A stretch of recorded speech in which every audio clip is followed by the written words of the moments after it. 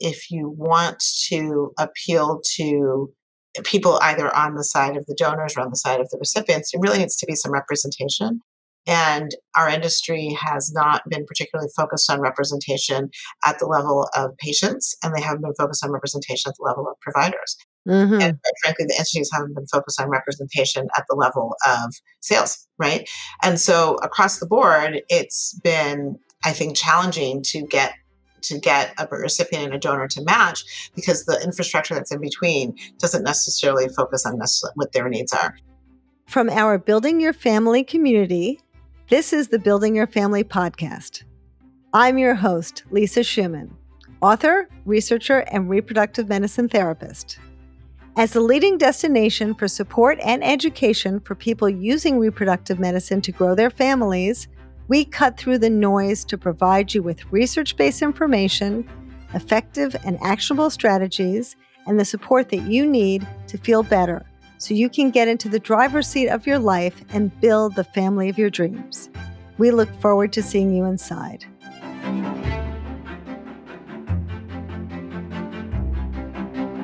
Welcome to a new episode of the Building Your Family podcast. I'm so excited to introduce you today to Dr. Lane. So I met Dr. Lane on the internet, and I was so impressed with all the things that she shared with her followers and all the information that she puts out there. But when you meet her today, you'll be even more impressed because, in fact, Dr. Lane is not just smart and compassionate. She is the head of the Lane Fertility Center and also the medical director, and has so much to share with us about how to really understand a patient's journey in a different way, both with understanding diversity, but also understanding success rates, which ultimately is why we're all here. So thank you so much, Dr. Lane. I'm so excited to see you and connect with you here and talk to you a little bit about your practice and how you developed your theory about how to expand healthcare for as many people as possible.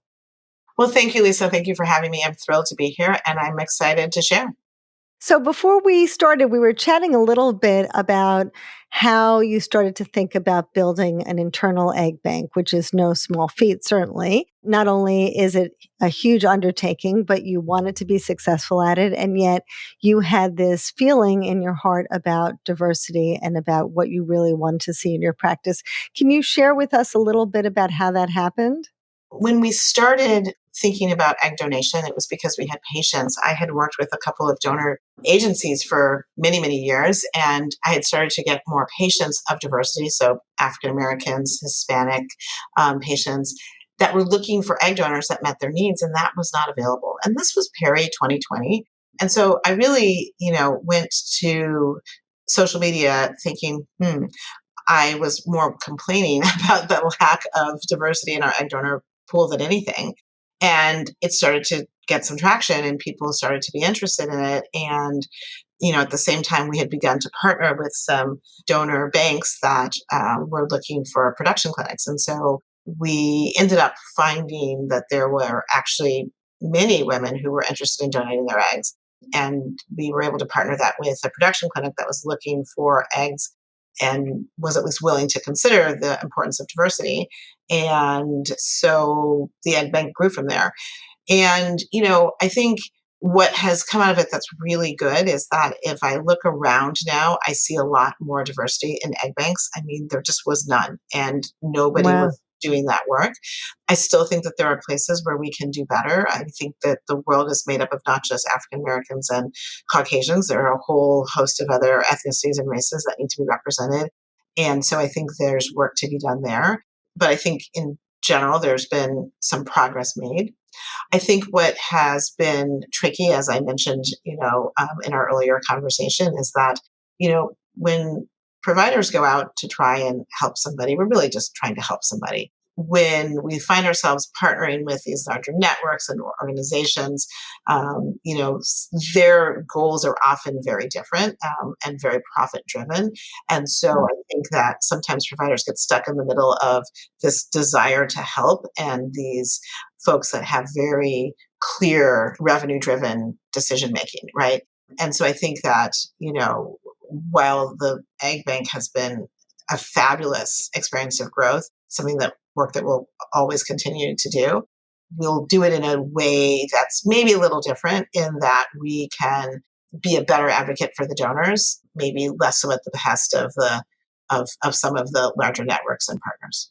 Can you tell us a little bit about how you did that? Because this has been a serious complaint for a long time, right? There are not enough donor and sperm donors as well, right? Of color, and there's not a great diversity available for people. And so you were able to go out there and make this happen. What do you think that people need to hear, and because they feel like it's just not possible. They feel like it's not possible to, and I've had many patients myself in my practice where they felt like it wasn't possible, and they've had to choose a different ethnicity that they didn't necessarily want because they felt like it's just not a possibility for them. I mean, I think that the biggest challenge is that if you want to appeal to people either on the side of the donors or on the side of the recipients, there really needs to be some representation.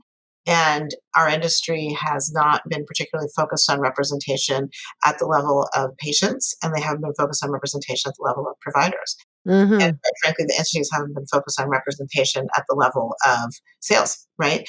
And so across the board, it's been, I think, challenging to get a recipient and a donor to match because the infrastructure that's in between doesn't necessarily focus on what their needs are. So I've had patients say, well, I was working with a clinic. They told me they'd only work with the donors that are in their clinic, and they only had 3 African American donors. And not, I have very dark skin, and they both had pale skin. And they told me that I just had to work with one of them because they are listed as African American. I mean, that's just really not appropriate, right? Hmm. And I think about many of my patients that are not of color, right, who are very particular about every single element of Oh, yes. the donors that they're looking for. And so to tell somebody that skin color doesn't matter is insulting, right? Yes, and hurtful. Yeah. And hurtful, right? And so, I mean, I think that sort of lack of understanding of diversity is really a challenge in our industry. And again, we are starting to see more representation over time. I mean, I finished fellowship in 2005. 20 years later, there are more folks of color and diverse background than there were when I came out, but it's still not as many as there needs to be efficient in terms of making sure people get to what they need. So, I mean, I think, when you're looking at the bigger entities, that's where the challenge lies, right? Because in order for them to really keep their machines rolling, they need to attract the larger, broader audience. And that may not be the person who has a diverse need. And so sometimes I think you have to sort of get past the larger, broader entities to find people who actually care enough about trying to ensure that, the needs of an individual are met, right?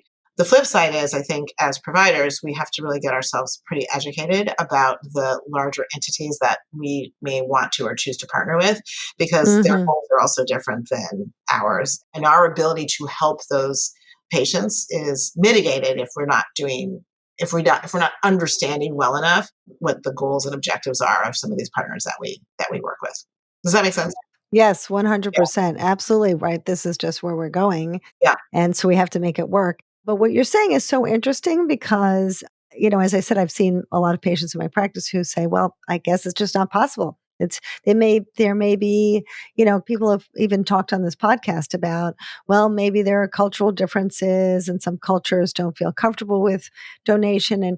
But it sounds like you went out there with this decision and said, I'm going to recruit donors, and you were able to do it.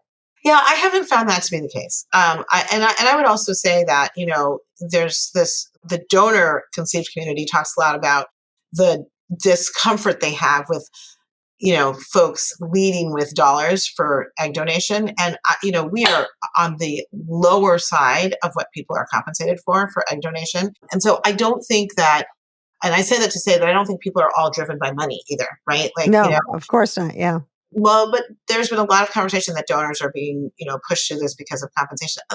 I don't think that's why donors necessarily go out and do No, it, right? that's But what true. I do think is that you have to take the time to understand the cultures, right? So we have had donors that were of Indian descent, donors that were of Asian descent, donors, well, so Indian is Asian, Chinese, Korean. We've had donors of African American descent. We have donors of Hispanic descent. And we've had them in fairly substantial numbers. It's been rare that we've had an intended parent that actually wants to work with us that we haven't been able to find someone for, right? That's fantastic. And there's a difference between, I want this perfect thing that doesn't exist, and Right, I right. want someone that meets these criteria that feels as though they could be a part of our family, Yes, right? That yes. second thing, we've not had a hard time finding. It may not happen overnight, just like finding a surrogate doesn't happen overnight. But I think that, if folks are willing to take the time to find that, that is a possibility. But you may not find it with every agency. You may not find it with every large egg bank, right? Yes. I think you've got patients have to be willing to sort of get out of their comfort zone of these large entities as well, if the needs that they have specifically are not aligned with those of a large entity. Does that make sense? Yes, yes, absolutely. That's fascinating. So I think that's part of what is happening. And, and I don't think we have the most diverse bank. I think we have a bank that has a lot of, there's an algorithm to social media, right? So we have a high percentage of, folks that are of color, right? I don't have the highest percentage of blonde haired, blue eyed egg donors, right? Which is a very common request for egg donors, quite frankly. Hmm. So, nobody has everything, and that's okay too. But if you know you need something, you probably need to make sure you're directing yourself towards that thing. It seems so simple, and yet from, the way you're explaining it seems so simple, and yet it's been like this really big hurdle for so many programs for so long. So, it's such a relief to hear you say this, because it's wonderful that you've been able to build this thing that, seemed insurmountable to a lot of people. It's really great. Well, and I think the reason you stay in it is because it seems insurmountable until people are willing to be inclusive, not just at the I want to attract black sperm donors. That was a big thing, right? But Yes, you've yes. got to take the time to understand why African Americans are, either resisting or not participating in your program. And, I remember this conversation at ASRM. I was talking to this gentleman who was a part of one of the large cryobanks in our country. There are a handful of them, Oh, and he was saying, but we've got it figured out. We're going to go down to the HBCUs, and we're going to put up some signs, and that's how we're going to get, black sperm donors. And I was like, let me tell you what African American parents are not telling their sons to do when they go to yeah, college, right? Like, we're not right. talking, that's just not the messaging that they're hearing. And it's not to say that other families necessarily are, but it's to say that these families are actively not telling their children to, they're there for one thing, it's to get an education, have a social experience, maybe, but this is not on the list.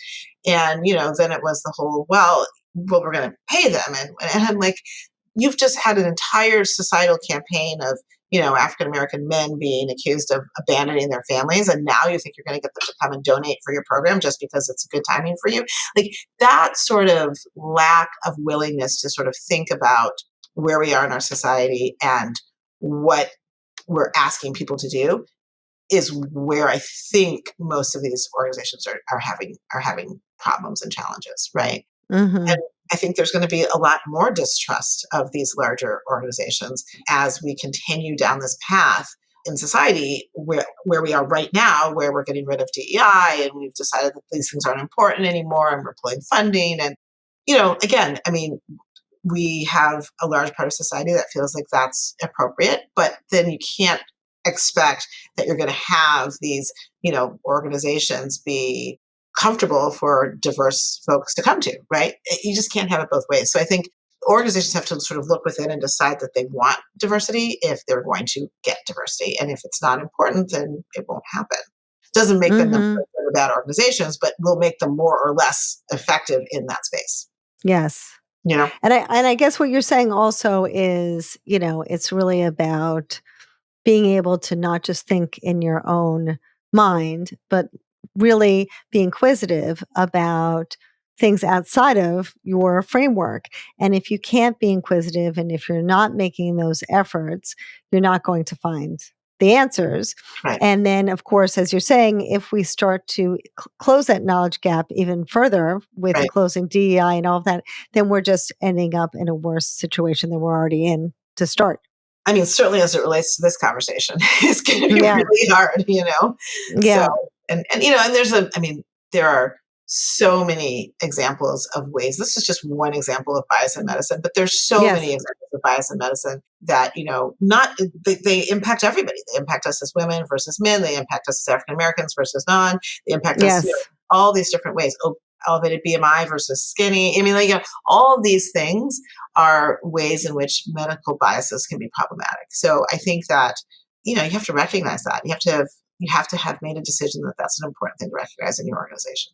Yes, it's so important. It's so really so important. And even with the queer community, I wrote a paper a few years ago about how gay men are naturally going to want to have a child with each of their genetics. And yet when the doctors say, well, too bad we're not transferring two embryos, it's understandable why you wouldn't want to. But when you're so dismissive in that way and not understanding that these guys you're asking them for two journeys, which is an insane amount of money. Right. Of course, they're going to be upset. If you can't be thoughtful in your conversation, how are you going to change people's minds? And I hear that a lot in my office. I don't think I say things that are different than what other people say in terms of treatment planning.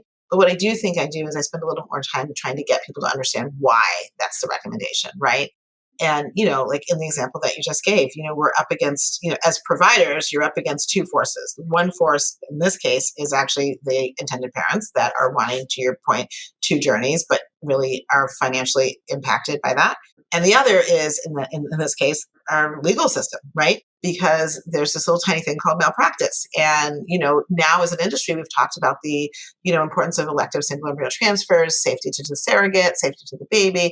And so when you start to say, well, I get where you're coming from, hey, let's put back two embryos, all of a sudden you have an outcome that doesn't turn out as well as you want it to. And now you've got a whole legal system on your back about it. And so, it's important for intended parents to understand that too. But it does mean, to your point, someone has to sit down and say, look, here are the potential bad outcomes that could happen if we put two embryos back together. Here are the, potential bad outcomes to the surrogate that could happen, not just the baby. Mm-hmm. And here's why, as an organization, we've said we really have to work with elective single embryo transfers because, that's what's safest for everybody. But you're right, you can't be dismissive about it. Yeah. And I think a lot of that goes back to, the pressures and the process that those gentlemen often find themselves in the process of getting to a fertility clinic. And usually it has involved that they've been a part of it with an agency. The agency has given them some guidance. They may have even referred them to the clinic or to the donor egg or whatever. And by the time the clinic is the receiving end of this, match, if you will, right? People have these mindsets about what they're going to do. And, I saw that play out in my practice just today. I got an email from a parent who was like, I want to do a transfer now. And a surrogate who, was told by the high risk OBs that she needs to wait 12 or 18 months. And the agency's position was, well, you can dismiss what the high risk OB says. Your fertility clinic can be the deciding factor. So, the reason we send people to high risk OB is because we believe that they are best suited to provide information about whether or not someone is safe for pregnancy. I haven't delivered a baby in 20 years. Why would Right. I be making that decision? You know what I mean? So Yes. again, there's an example of, and not all agencies are bad. I just want to put that out there, but there's an example of an agency which is in the middle of a conversation that is giving some advice that's going to make it very hard for the clinic to do its job on the back end, right? Yes. So I think that's a little bit of what happens with the gay men that you're talking about that are like, but I want this. And it makes perfect sense to them until they've got two 25-weekers in the NICU, right? And now everything, Yes. Yes. you know? Yeah. 100%. Absolutely. And believe me, that's much more expensive than anything else. Much more. Right. But it's hard to imagine. Yeah, it is very hard to imagine, right? Thank God it's hard to imagine because it doesn't happen, as frequently as it could. But it's still a real possibility. Yes. So it's Absolutely. tricky. Absolutely. It's so tricky. It's so tricky. And it's, as you're saying, there are, these divided interests because what we're talking about is really spending more time with patients, Yeah. explaining to them thoroughly, being sensitive because, of course, they're going to be like the deer with their eyes in the headlights and it's going to be hard for them to digest the information. So to be able to really hold their hand through the process is so difficult when, you have to worry about the bottom line and you're constantly thinking about not just paying rent, but also maybe paying, an investor. So it is a tough time to be in this. Yeah, it is. It's very tricky. Yeah. So, I think you just have to decide who you are as a provider, decide what's important to you, and figure out how within the construct of where you work that you can maintain those really important pieces of your care within the construct of how and where you are asked to work. Yeah. It's a tall order. Imagine your beautiful future. You're snuggling with your child. You feel so connected to them. Your friends and family are so happy, and you have everything that you've ever wanted. I want this for you too, but I want more than that. I want you to feel secure knowing that you've made the best decisions, not just short term, but long term for your future family. Wherever you are on your journey, whether you're choosing a donor, choosing a clinic, learning how to talk to your donor conceived child about their origins, all of these decisions will have wider implications for your future. And I want you to have the right resources so you can feel empowered and confident at this very important time in your life. That's why I'm so excited to introduce you to Building Your Family. It's the only expert-guided platform designed for parents and parents-to-be using reproductive medicine. We provide unique strategies that you won't find anywhere else to make your path to parenthood smoother and more informed. And that's why our approach is about offering practical and actionable steps that you can use right now. Whether you're just starting out or already deep into your process, Building Your Family is here to guide you with expert advice, specialized education, stress reduction strategies, and a community to support you every step of the way. We can't wait to see you inside. But at the same time, Dr. Lane, you also, which I saw on your video, have been making such great progress with your thaw rates and with your blastocyst rates. It's incredible. And so you keep pushing ahead in that realm too. Maybe you could tell us a little bit about that. I mean, one of the nice things about being in the position of working with not one, but a variety of different banks is that we've been able to look and evaluate different protocols and sort of see what we think has been most effective and what we think has not been particularly effective. So that's one piece Mm-hmm. of it. I think the second piece of it was also always keeping the patient in mind. And in our case, the patient was often the donor, right? Not the intended parent. And so making sure that the experience of the donor through the process was one that minimized appointments and minimized injections and minimized, all of the things that make this process hard, right? How streamlined can we make this be? And so by looking at that pretty aggressively on both the stimulation side, but also then on the thaw and embryo development side, we've been able to sort of really streamline the stimulation process so that we do minimize all those things we talked about, but still looking at ensuring that we're, triggering at the right time. Are we getting the highest percentage of mature eggs? Ensuring that once we do thaw those eggs, we're thawing them in a way that we're getting the highest blast rates that we can, ensuring that we're getting a high percentage of intended parents to have not just one, but multiple available blastocysts out of a cohort of 6 eggs. And that's super That's important. amazing. Yeah, because, we all, from a business standpoint, right, we all sort of talk about the importance of having 6 or sometimes even 8 eggs to ensure that you have a high quality blastocyst. Right. Just one. Just one. But on the on the intended parent side of this, or on the clinical side of this, we want to maximize the number of blastocysts that we've gotten. And so, ensuring that our lab environment is such that we can do that is really important. Yeah. And it's so hard for patients because again, this is a big expense. Yeah. And to get one batch of eggs and say, okay, well, I have this batch of eggs because that's what I can afford, but either I want a second baby, maybe, or maybe I'm just anxious and I want backups because I'm afraid that what if it doesn't work out and I can't find the donor again or what have you. I don't want to have to start over. And then maybe even I'll be sorry because I'm going to buy one batch of eggs. And then if I had bought 2 or if I had a fresh cycle, maybe it would have been close to the same price Correct. anyway. And Right. then, what am I going to do?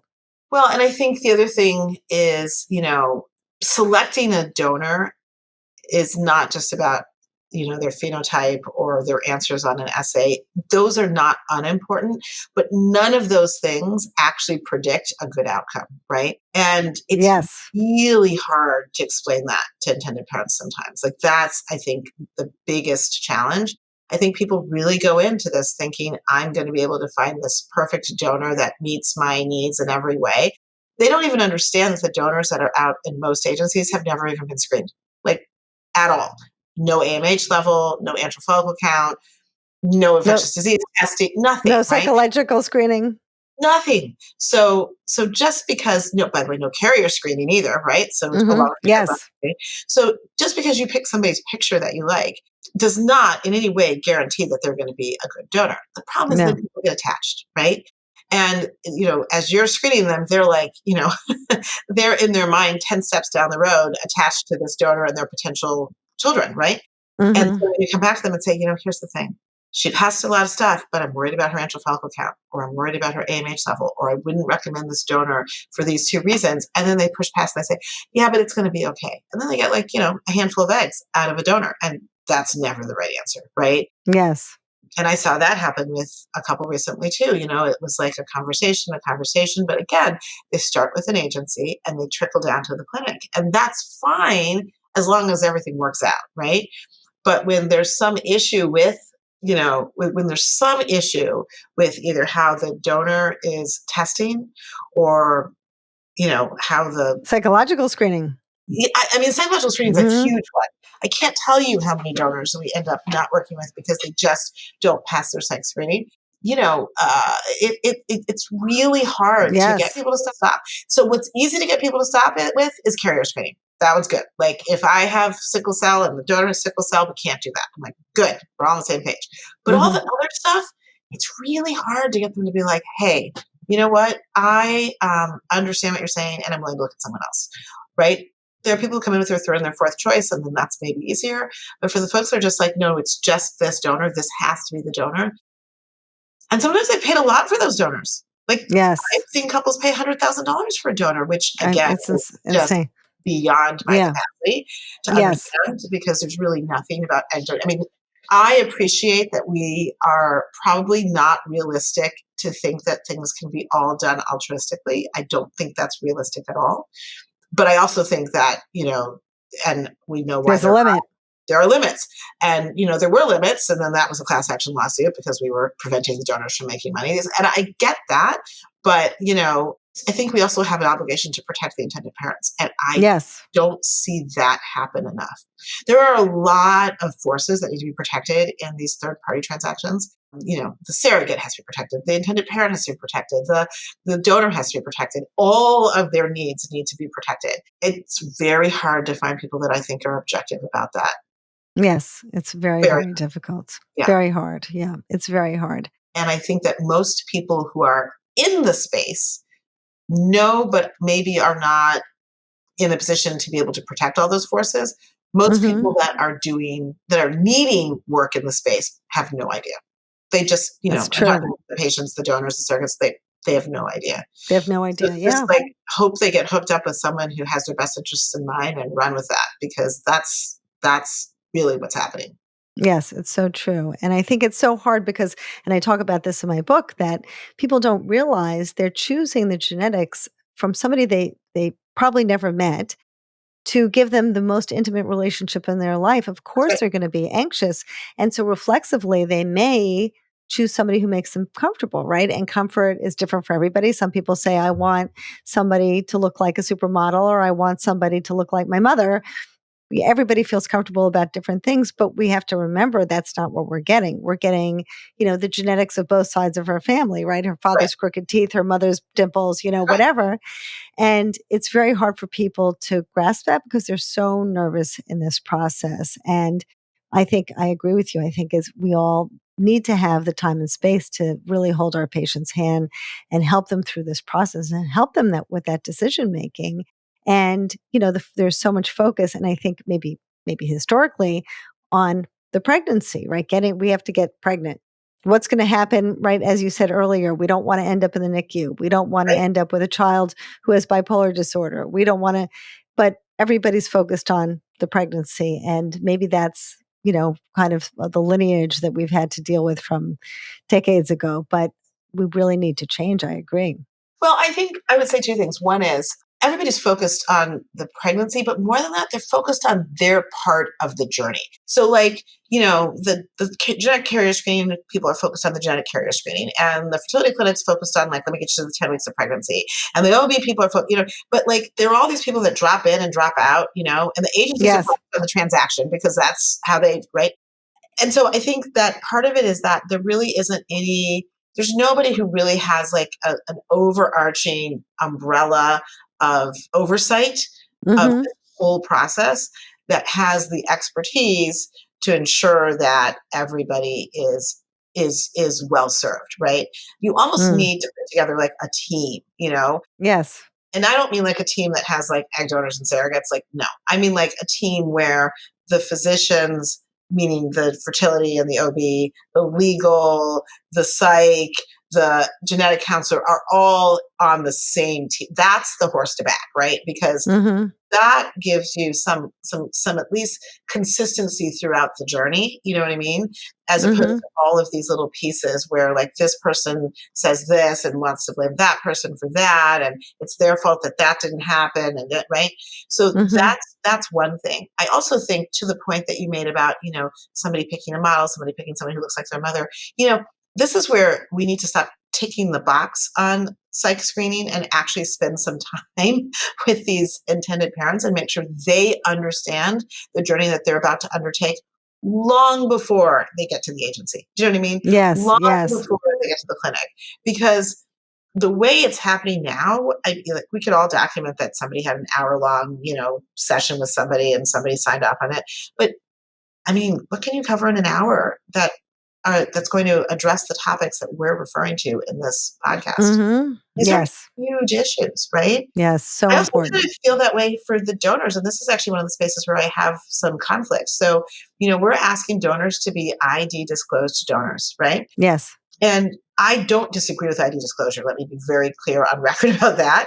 But what I do disagree with is the fact that if you are 20 years old, that you really understand what ID disclosure means. That you understand that when you are now 35 and having your first kid with your partner who doesn't even know about this or doesn't believe in this or whatever, that somebody comes knocking on your door and says, hey, you're my ID disclosed donor. I don't think that we They're as an being industry, counseled. yeah, we haven't done a good enough job counseling young women about that. And I think that's Yes. going to come back to bite us in about, I don't know, 18 years or so. Yes. And the sperm donors as well, right? They need to be counseled because this is a Yes. lifetime decision they're making. Yeah. And right, it's going to affect their partners. They're going to have to tell their partners, their children are going to be related to these kids. Mhm.